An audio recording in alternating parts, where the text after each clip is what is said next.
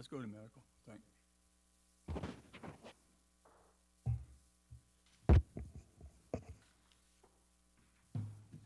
All right, welcome to the Biloxi City Council special meeting called Tuesday, August 4th. Do I have a motion to accept the agenda? Motion by George Lawrence. Do I have a second? I'll second it. Second by Paul Tisdale. All in favor? Motion carries unanimously. Mr. Mayor, again, I would request that we keep this to a brief statement and we'll discuss the subject matter when we get to that point. I'll conclude my report by saying we have the people here, but anything that you want to know about insurance or health services. So that's our subject, and we'll answer questions after that. And that concludes my report. Thank you. We'll move to council reports. Councilman Tisdale? Nothing. No report. Councilman Lawrence? Councilman Glavin? Councilman Barrett? No report. And I too have no report. This will take us to citizens' comments in the public agenda portion of the meeting. We've got 45 minutes, 3 minutes per person. Is there anybody on my right-hand side, or excuse me, your right-hand side and my left-hand side of the room that would care to speak? There being none, if there's anybody on the left-hand side of the room, my right-hand side of the room that would care to speak? There being none, if there's anyone in the back of the room that would care to speak, please come forward, state your name, sign in. There being none, we'll move on to the policy agenda. Mr. Mayor, I'll give you the floor. This is a workshop, and I think we have some folks from both meta-analysis as well as the insurance, both flavors of insurance. So I begin, Poquito, west side, is he here? If you want to start first, I think y'all had some questions last time, and we can address those if you don't mind, sir. Yep. Si, if you would state your name and your position with the company you're with for the record. My name is Cy Easterling. I'm with BXS Insurance, Vice President of Employee Benefits. And I met with the insurance committee last week, and we had a discussion on where our preliminary numbers sit as far as the health insurance renewal. And we don't have anything firm yet, but what I presented to them is, I guess, what you want me to go over here today. Lay it out. As of now, there is a proposed rate increase with, let me back up. You're self-funded with Blue Cross Blue Shield of Mississippi. Blue Cross Blue Shield charges a TPA fee to manage your claims and manage your account. Then we have reinsurance on top of that, which will protect you for any excess losses. There's a proposed 40% increase on the reinsurance rates, and there's a proposed $2 per employee per month increase on the Blue Cross Blue Shield. Now, what does all that mean? Blue Cross is looking for about a $12,000 increase, which we've asked them to go back and give us a flat renewal. We're still waiting to see that. And the reinsurance rates that we've gotten preliminarily are going to be the worst rates we're going to get. We anticipate changing companies. We anticipate getting a much better rate than that. We don't think the rates are justified, but we don't have those numbers in yet, as we explained Thursday. So that is, I guess, our worst case scenario. What does that mean financially? If everything goes exactly as it's supposed to, and you do exactly what the actuaries think you're going to do, you're looking to spend this year about $8.58 million in claims and fixed costs as far as the health insurance portion is concerned. Last year, that projected number was about $8.1 million. So you're looking at a $400,000 increase as of now, okay? But I stress to you, these numbers are not firm. They're preliminary, and they're going to be the worst that we're going to get. We anticipate those getting much better.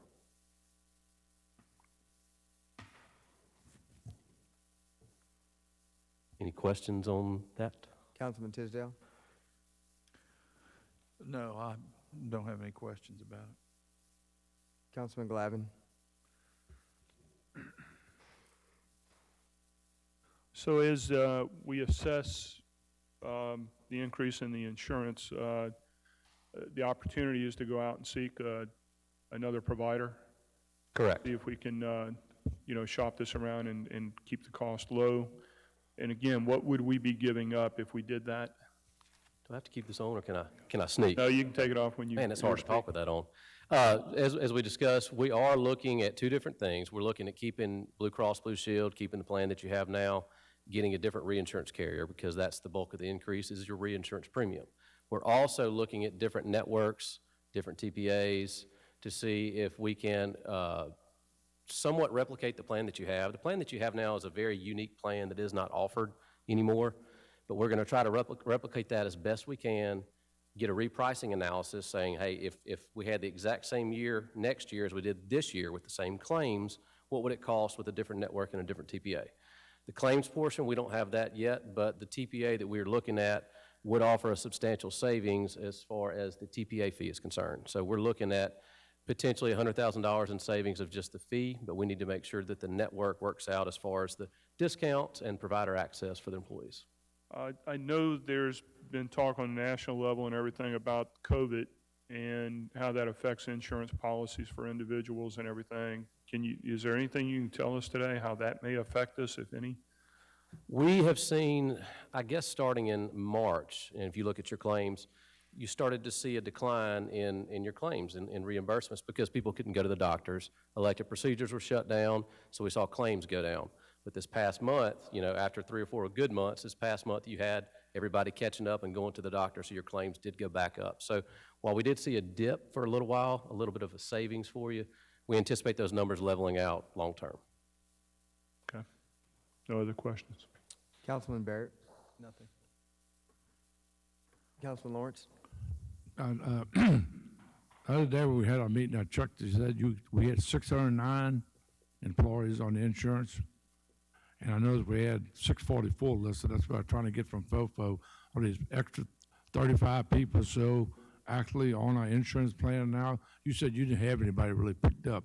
You lost a few that retired in that, but so I'm trying to figure out where we got the 644 because that's a big difference. Another 35 people added to this insurance program. I think with some planning commission, some appointments, is that right? That made the difference, you think? Well, not everyone's eligible for insurance yet. I'm a person, I'm a body, I'm one of the 644, but I'm not yet eligible, so I'm not included in the size numbers. And I mean, not everyone takes insurance either. in the last 2 years, we increased 35 people. Well, but I got to figure how many people we're adding to this insurance program.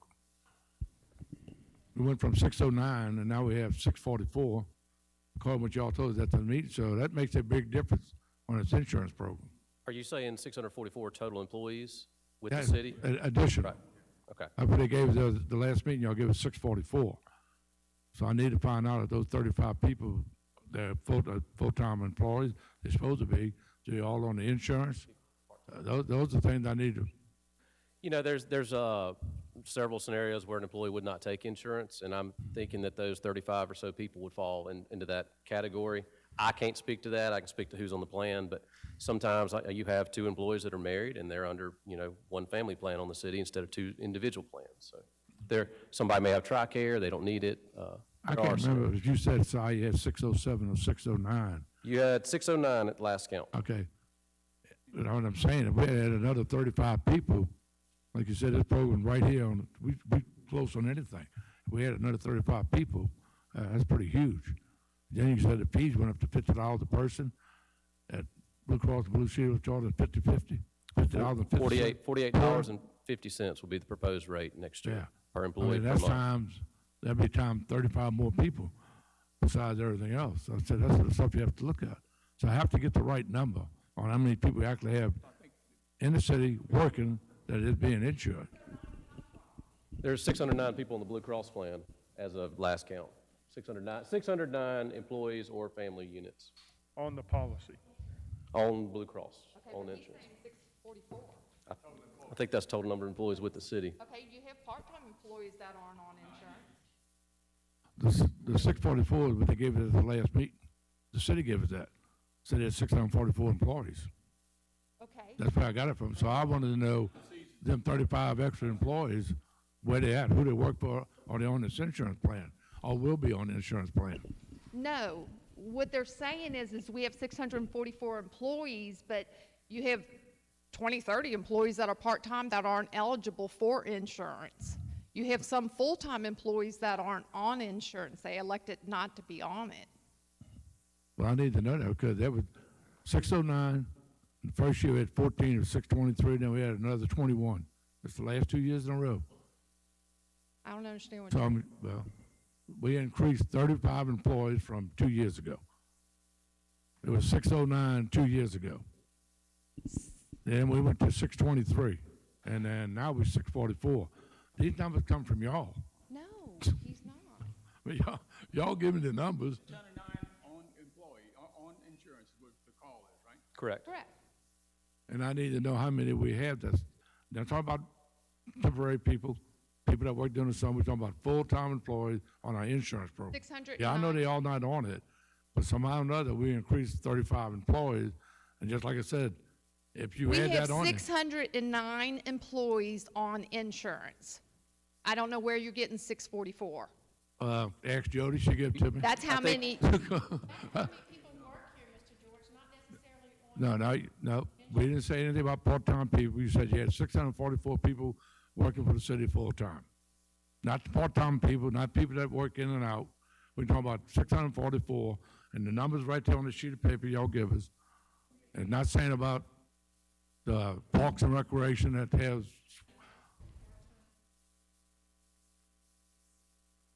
Full-time employees, right now, we have 597.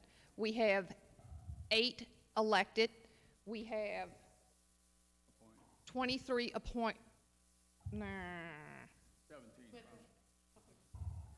with the planning commissioners, but they don't have insurance.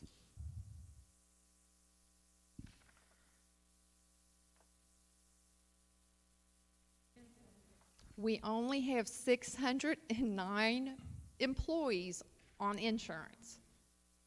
We have 638 employees employed with the city of Biloxi right now.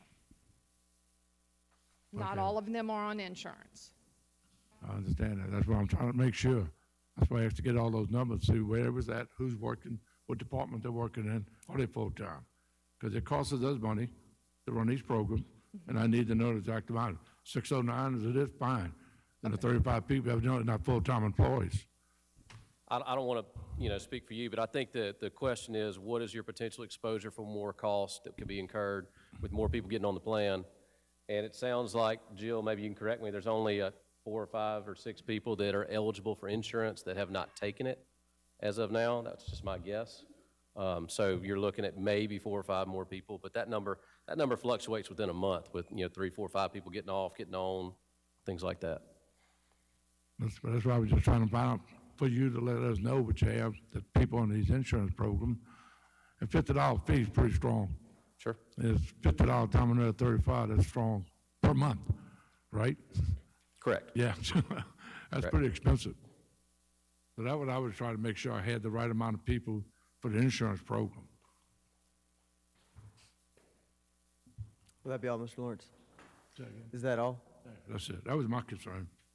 Does anybody else on the council have anything for Cy? Thank you. Thank you. Thank you, Si. Let me mask up before I leave. Mr. Mayor, would you care to call your next witness? Who's up?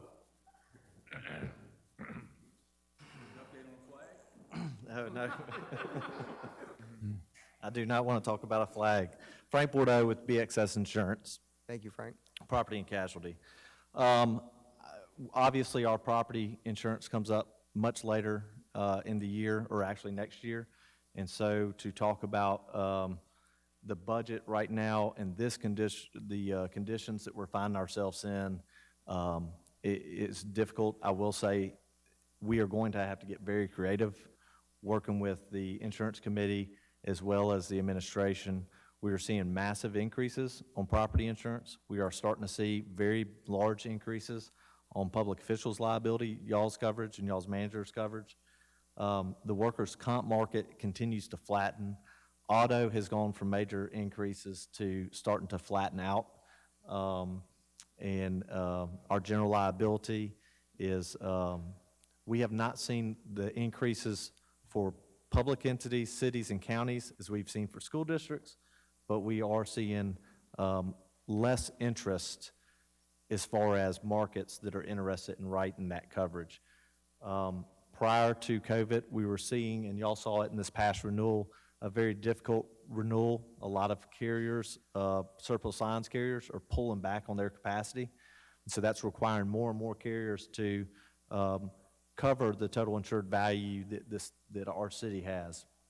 So having said that, we're going to have to get very creative. We're probably going to have more markets on our account than we've had in the past. It's going to be similar to post-Katrina. For the past 12 years, we've seen rate decreases slowly over the past 12 years. In the past 2 years, it's gone up pretty tremendous. We're still not into Katrina territory rate-wise. We're just a little bit above pre-Katrina rate-wise.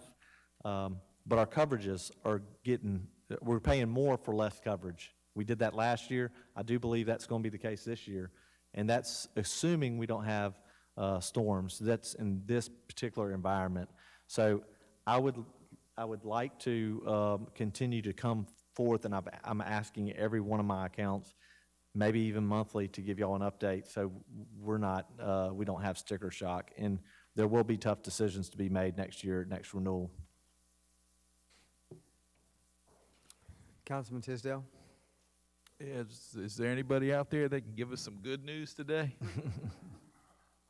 Thanks, Frank. Yep. When will you be shopping in earnest? I think usually we're doing this October, November, somewhere in there, because the insurance kicks in January, if I remember correctly. So what we'll do, I believe it's a little bit later than January.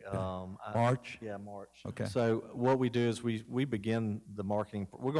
We will begin putting together the options that we'll request from the different carriers, the various carriers, about 160 days prior. They will accept our submissions 120 days. One thing that has been very difficult over the past couple months is, I just renewed a public entity, and we did not receive the quotes till 2 days prior to expiration. They wouldn't release them. And so we're dealing with some of that as well, but we will have indications, and we'll be advising y'all as soon as we can. We ask for our quotes 45 days out.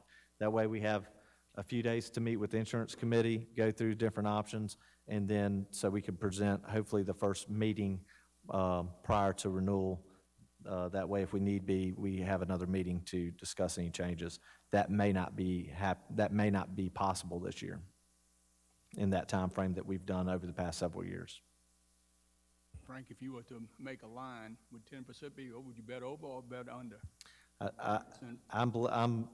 I'm basing every budget, and I've been in and out of budget meetings over the past 2 weeks.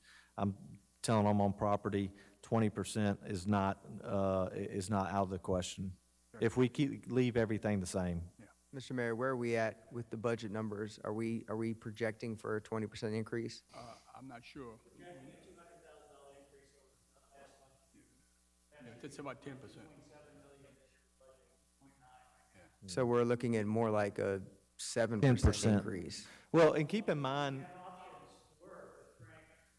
For example, we're going to go back and make an effort to take buildings that we think we can risk off our property insurance. I mean, for example, we had on the property insurance the new bathroom at John Beck Park, Henry Beck Park.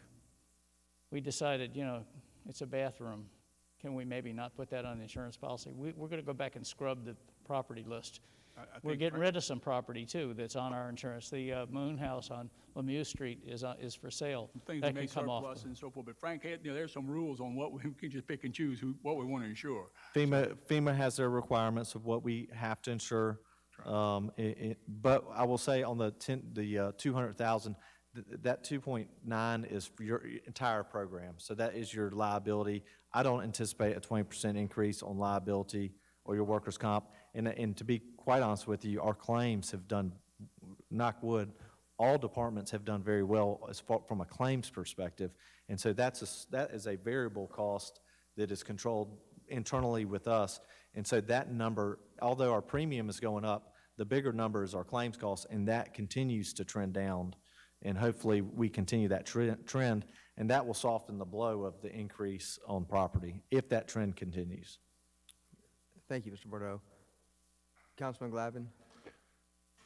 Do we have any vacant buildings, that are not occupied, that are on the insurance coverage? I just named one. That's the. I know. Any others? That's the Moon House. So, I mean, should we be looking, if we sold that, I mean, if we put them up on the market to sell them, then that would shift that insurance burden to whoever buys them? Should we be considering that as well? What, I will do whatever the administration. Well, that isn't you. I mean, Okay. that's a question for the administration, not for you. But I mean, that would remove the coverage and shift it over to, We can, Yeah. at the time when we're doing the property insurance, we can come back to council and give you a list of what we're recommending.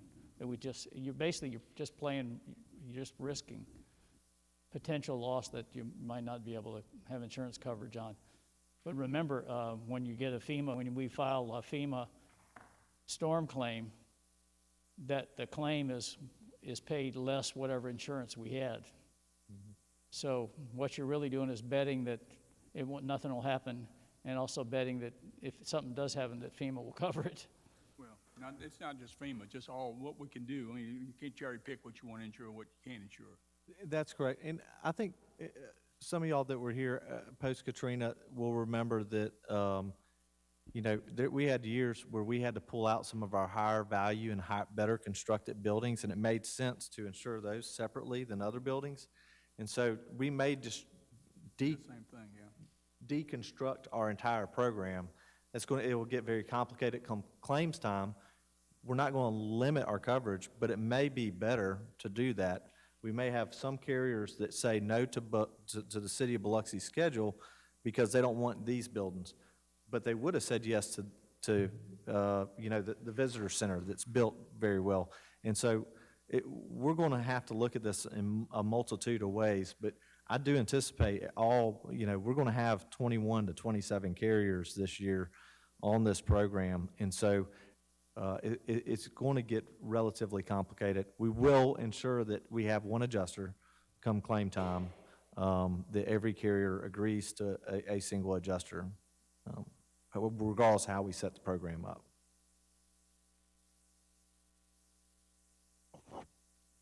Councilman Barrett? I have nothing. Councilman Lawrence? Actually, Frank, we've done quite well with this insurance. If you remember, a few years ago, it was $4 million. We made a lot of adjustments to cut it down, and being 2.7 last year and going to 200,000, to make it 2.9. Will it be that much? We don't know. Things we can look at and maybe adjust some of these things. We've been a lot better taking care of a lot of these workman comps and a lot of different things that really brought everything down, and the city's done a good job doing that. So like I said, the insurance itself is going up, but everything we're doing is keeping everything lower. So it's really not fluctuating that much as far as cost.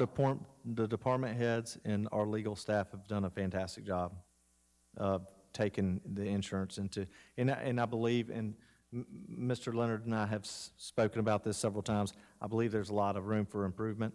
I think, you can always improve, and we've talked about going to quarterly claims meetings with our adjusters, with our attorneys and some of our department heads, and we do provide the claims report by department, and the administration receives that, and so we'll continue to do those kind of things.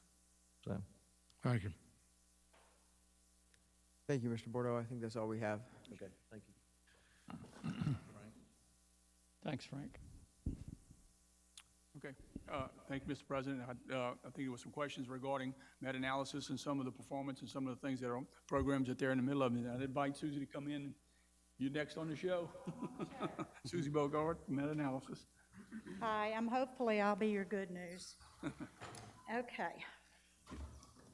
After watching the last meeting last week, I thought maybe I should come in and be available for questions.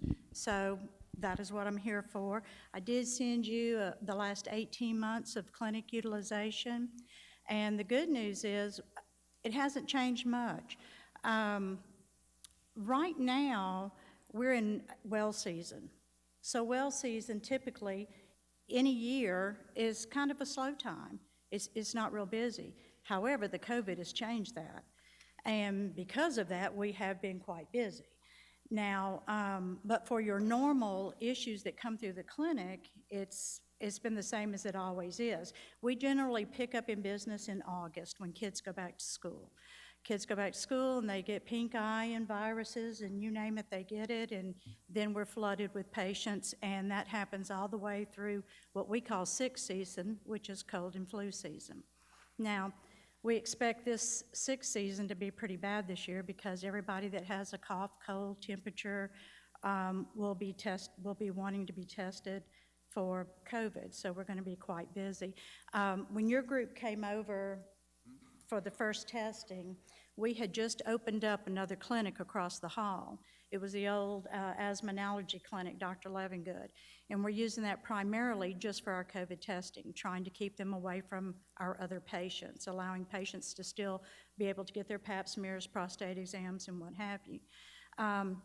But on the heels of all of this, we decided we had to do something pretty quick back in late March, early April, because we knew we were not going to be able to bring people into the clinic. And so we started telemedicine. Telemedicine has really been thriving. This past month, it has been huge. They are using it. We did not impose another fee to the city. It's an added benefit to your already in-place agreement. They are able to use, your employees and their family members, dependents, are able to use this during the hours of 9 and 4 during the day, along with the clinic service at the same price they pay now, which is, for the city, is nothing. The after hours, we are making it available after hours, but I have to pay staffing to man it. So from 6 o'clock in the evening till 9 o'clock, and Saturdays from 10 to 3, we're also offering extended hour telemedicine. Again, no cost to the city, but the patient will pay $75 should they wish to use the extended care, which is really, quite frankly, about half of what other people are charging right now for their telemedicine.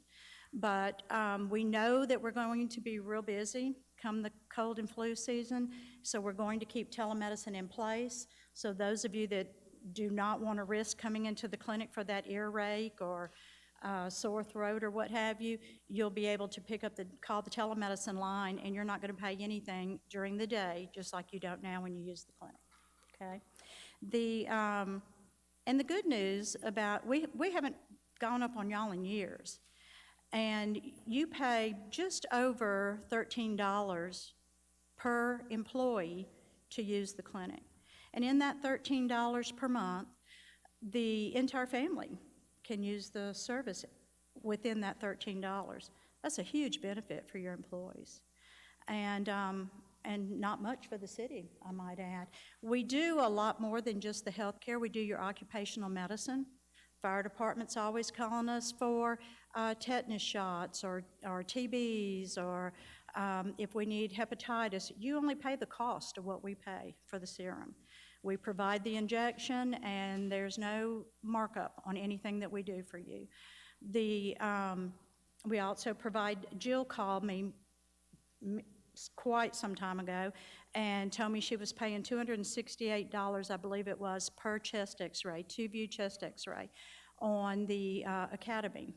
I think it was the Academy, wasn't it, Jill? Okay. And could I do better? So we negotiated with the group, and we got the x-rays down to $71, I think it's $71. And for years now, you've been paying $71 per Academy physical rather than $268 that you were paying. So you're just paying, and that's what they charge us. You just pay our cost. Labs, we offer many labs free through the clinic. We put it out on a calendar. I sent the council a calendar. I don't know if you've ever seen a calendar or not, but our August calendar, you'll see in September there'll be PSA on there for prostate for men to be able to come over and get a free not only prostate exam, but also their baseline lab, or to have a PSA lab, antigen lab.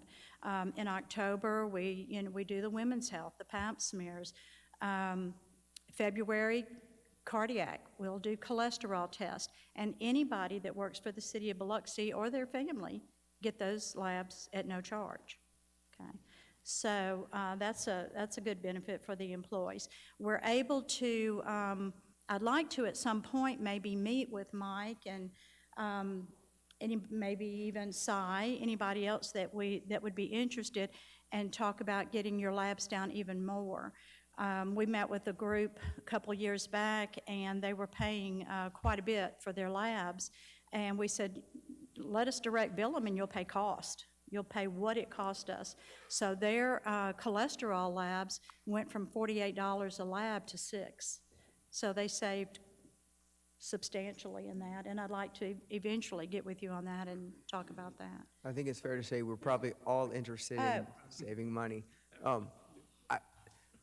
When I spoke about this in the last meeting, I think what I wanted to see, and I don't know if you're the right person to provide this, but I really wanted to see more of a ratio. I love what you're doing for us, and I applaud it, and I appreciate it. And this is why I want to make sure we're doing everything we can to drive our employees into that system instead of using other higher cost healthcare providers. And so what I wanted to see, I know we have had a push to inform, educate, and train our employees to do that. I wanted to see if we have any empirical data that demonstrates by some form of ratio that people are now going to you more than they are going to other higher cost healthcare providers.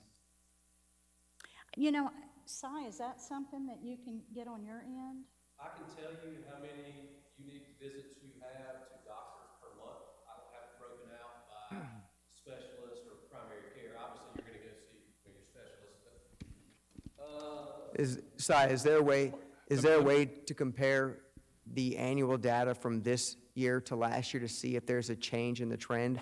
Likewise with meta-analysis? Well, I think what we're going at is the whole package, both teams together in doing what we need to do. We're going to help the rest of the medical, burden by these things we're doing to get healthy quick. I think that's the deal.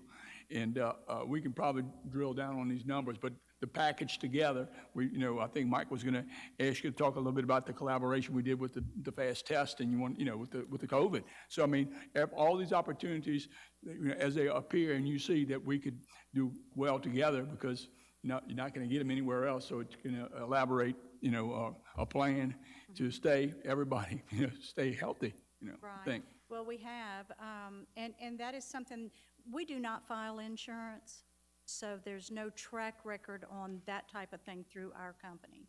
It is something that maybe Si's group can pull up, and we can work together on that to see what we can. He would have to extract catastrophic, of course, and because we can't compete with catastrophic. Yeah. Now, what we have done recently, and this is what they were asking me to speak of, is we have purchased the rapid test ID Now machine.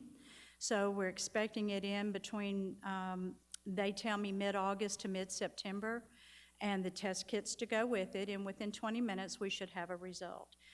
The city will be dedicated a machine, and we've purchased quite a few of them from Abbott Laboratories.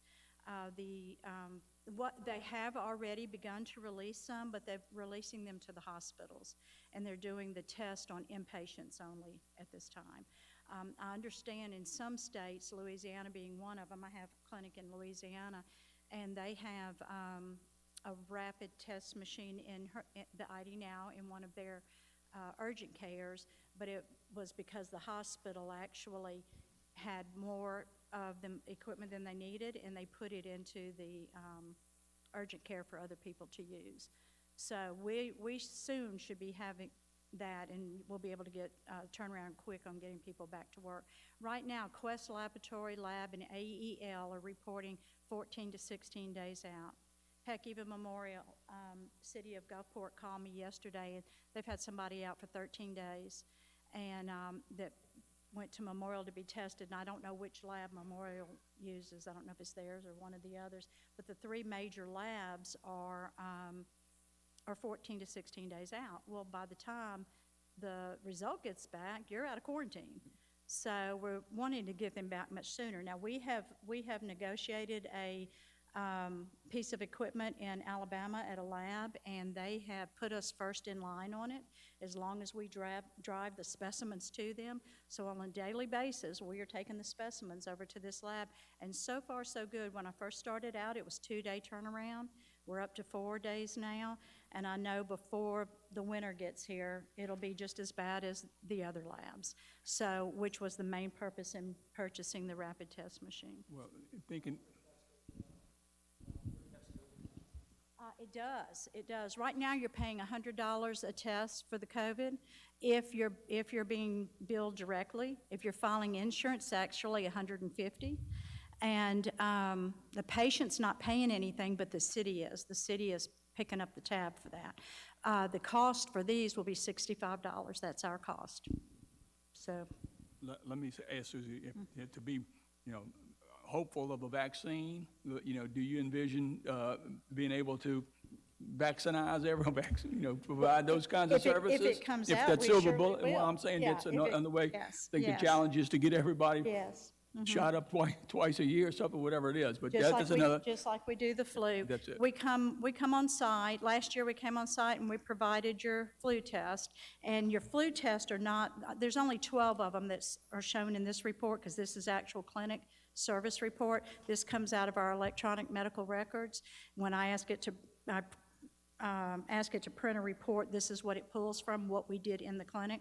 So you're not seeing the others that we provided on site, which was another additional 4,000 and some odd dollar savings. $4,671 savings just in flu vaccine, because you're only paying our cost. Yeah. We come on site and we provide the test, and you just pay for the serum. Last year, they were $13.60, I think. This year, I understand they're going to be right close to $19. So probably because of COVID. If we come up with a COVID cure, I think, or a COVID vaccine, I Yeah. think is well worth it, and we're appreciative of, ramping up to, because Right, it's right. going to be a And- big thing, our only salvation, I think, because everybody's going to, be hopeful that we'll get that sooner than later. And one of the things you need to know, too, that every time somebody goes to have a COVID test during flu season, the first thing the provider's going to do is a flu test. So why do you want to pay the $50, $60 of flu test when you can just pay for the serum? Yeah. Okay. Yeah, and you gotta watch that vaccine right now, it's $3,100 a shot. What they using now, remdesivir and that, that's $3,100. So you hope to come up with some better prices than that one. There's several people looking at it. Yeah, nobody will get one then. Yeah, but that's tough. I mean, that's hard for anybody to, set that price, Are there any questions? Is there anything I can maybe help? No, we're all in agreement, one thing, we've gotta have more people run through you. It makes everything lower for the city. How are we gonna get that done through the city? We gotta make sure we get it done. The Well, mayor's in charge of that. It's been a You great gotta make part sure of the our people package and our way sign to up. deliver what needs to be done to our employees and their families too. So I appreciate everything you've done. Thank you. Well, the only way to know if our efforts are working is to generate some form of metrics to be able to analyze, to see if our efforts are working. So while we keep educating our employees, I would ask this administration to generate some way to follow or track, to see if we're actually driving people to the low-cost healthcare providers versus the emergency rooms and the other high-cost providers that we see employees go to. We can do that, I think, with Cy and some of the metrics that we do, who's out and where they go and those kinds of things. We should get those, gather, some sort of picture. Yeah. And Thank you, Mr. Mayor. Education is the key. Right. And which is why we put out calendars every month, just to give them a little, here's what's going on in the clinic, trying to continuously market the clinic. One of the things, there's other ways to drive as well. We recently, not recently, it's been actually probably 3 or 4 years, but we met with one of the larger casinos on the coast that we have a clinic with, and they decided they wanted to do wellness through us. They were paying a lot for their labs, and their TPA convinced them to look at our lab list and our cost against theirs, and they did. And we saved them over $100,000 a month in their labs now. Now, in saying that, they developed a protocol that if you are insured with us and you go get a lab that is not emergent, not in the hospital, outpatient, and you don't go to medical analysis, you pay the first X amount of dollars, and theirs is $100. You pay the first $100 towards that lab, and that would help encourage the patients to go there, to get the labs, to help the company save the dollars on the labs, because they're only paying cost. Now, they also implemented a 2-tier insurance program. If you get this wellness done through medical analysis, and they follow you and they work with you on your on prevention and making people compliant with their medications and what have you, then you pay a lower premium. Where if you don't do anything about your health, you don't quit smoking or you don't whatever, you're going to pay a higher premium. So there are ways to do a little bit of driving that, you know, we can be helpful with as well. Okay? All righty. Well, thank you, Susan. Very Thank good, you. Very good, appreciate it. Thank You've done. Thank you all. I would finish by reminding you that we handed out a couple of weeks ago the status of our medical insurance this year. I was looking to see The two bar graphs. those big a little bar graph that we handed out.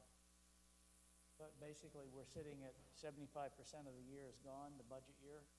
25% remains. 5% of our money is gone. 25% remains. So we're right on target to finish the year at budget if something doesn't happen. But right now we're right where we need to be. And we think some of that is the increased use of medical analysis. I think so too. Thank you, Mr. Leonard. Mr. Mayor, That's it. anything further? We're done. Council? I'm gonna move this, I'm sorry? so I'm gonna move this on its, Well, we'll do that when we get to the next meeting. I think it'd be appropriate. I got him here, 10-minute break. got both these people here. Mr. Lawrence, you're recognized. It won't take long. I want to go back to the non-departmental budget, and I want to put in the 25,000 for the West End Fire Station, and a cheap bonus here, and we're going to add with a Golden Fisherman statue at 38,295 to pay that off, and I'd like to put the 5,000 back into the Cruising the Coast, make it 10 like it was originally. And then on the boom boom, put it back to 10,000 also. Mike had said he'd cut them in half. I just think that's two big things that we need to do. So I just want to put a motion on the floor for those four things to add back to the non-departmental budget. So I make that motion. And we have, 38. I don't know that it's a formal item. I don't know that an emotion is appropriate. I think when the mayor puts it into the budget, we'll vote on the budget at that Right. point. And if I it's have not to in the, put it on the table. I have to put it in here. we don't have, that's a proposed budget. We don't have a formal budget. When he presents a budget to us, then we can move to amend that budget. Is Peter here? We'll make those changes to the proposed budget, and, you know, Right. again, you're gonna have to look at, you know, the whole thing anyhow, so. It needs to be voted. This needs to be motioned and voted. Wait a minute, right now, or? Well, if we move to, if that were the case, then we'd have to move to vote on every one of these items individually that on this proposed budget. I don't think that's the case. I think Well- this is a proposed budget. This is the responsibility of the administration to present to us a proposed budget. When you present the final budget for us to vote on, at that time, we can amend it, or we can vote to amend it. So as I understand it, Councilman Lawrence has requested that you add that in. The mayor has acknowledged that they will add that in to the budget, and it will come back to us in a revised And the whole fashion. thing, right. Right, and when you bring it back to us, if it's not in there, we'll address it formally. Mr. Tisdale? As a question, Mr. Lawrence, how much was that for the Seafood Museum, the Golden Fisherman? Was that 39 to pay off that statue, or 25? $295. How much? 28 or 38? How much was that figure again? The number for the Golden Fisherman, what was the payoff for the Golden Fisherman? 38? 38,200 and, She could tell you. Robin's here. That's why she's here. 38,295, is that what you It's said? 38,295 was the total amount. And then make it 10 to Boom Boom, 10 to Cruising. cruising the coast. Yeah, Okay. back to what they were originally, Okay. 10,000 each. And what was the other one? It's a fourth one, wasn't it? Okay, all right. So that's pushing that up, you know, Thank approaching. you. I don't that. have a problem with that. Thank you. We had Robin here if you'd like to, if anybody wants to ask any questions about what's owned, or, and have Joe Boney about the Western Fire Station. So I brought them both here to make sure if anybody had asked any question you know. Is Ms. David They'd here? be here, Is so. Ms. David present? Robin still back there? Ms. David, if you would come up to the front, state your name and the company you're with, or the organization or your position.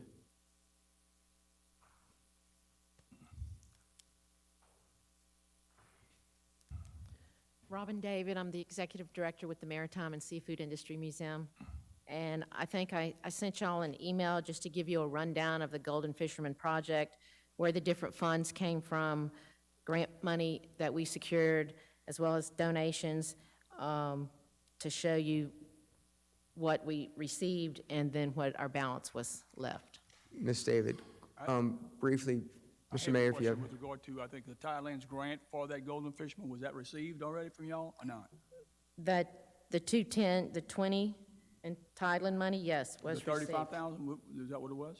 No, it was 20. Okay. was that Thailand's, is that the one you're It referring was to? two different Thailand grants. There was a 10 and a 10. There was the Mississippi National Heritage grant for 30. There was an Irene Pennington Foundation for 30,000. Private donations was 5,500. The Slavonian Lodge donation, 1,000. And then we had 35,000, well, 38,295 is the balance. It cost 124,795. So have we received, I heard the heritage groups, are any of those Thailand grants, have we That's what I- received question any I Thailands? thought we had a 35,000 directed, I don't know whether to us or them, but that was not received, so I mean, okay. Are you familiar with the No. Thailand's grant that's been written or requested? There's not one been written that I know of. Okay. I mean, and all that grant money that I just stated has all been received. Is there an option to get some Thailand grant money? I thought there was some place, if there was 35,000 in the mill, whether we received it and not directed it or whatever the status was, it may have been applied and not approved. So I'll get the status on that. But we'll include those figures. Thank you, Mr. Mayor. And Ms. David, thank you for being here today. Thank you. Mr. Boney, if you would, at the table, state your name, your position, and the department you work for. I'm Joe Boney. I'm the treasurer for the Weston Hose Company Number 3 Fire Museum. I think I explained last week what the issues were. The one thing I did leave out was the gutters. The gutters are the reason the windows are being rotted, because the gutters are rotted and the rain's coming right onto the windows. So I've been working with Bill Raymond for a couple of years. We just haven't ever got to that. We've never had that done, so it's just an ongoing problem. But I think with these funds, we can eliminate all these issues that we're having, get the building back to where it needs to be. Thank you, Mr. Boney. Is there any questions? for Yeah, Chief? Joe, you can explain that this was a city fire station. It's on city property, and the city owns all this. Right. It's a I city-owned want to building. make sure they all knew that. Yeah. It's strictly city. Everything we're dealing with is a city, just like the museum. That's a city property, city museum, it's a city statue. All this stuff belongs to the city of Biloxi. Right. All right, thank you. Thank you, Mr. Boney.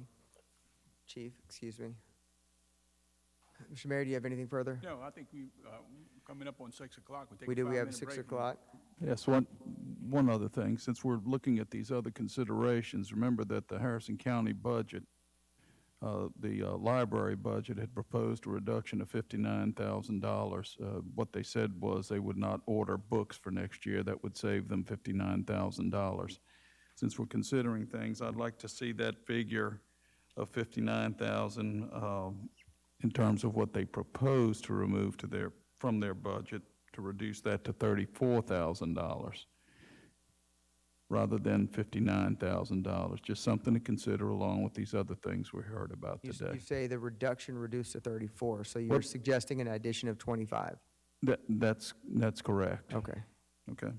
And that'd be the net reduction. Okay, Thank you. We'll make those adds and, as we review item by item and see what the bottom line is and, make those calls. Thank you, Mr. Mayor. Okay. Anything else on the council? Do I have a motion to the motion to recess? Move. Got a motion to recess by George Lawrence. Second. Seconded by Paul Tisdale. All in favor? Motion carries unanimously. We'll take 5 minutes and return for the regularly scheduled meeting.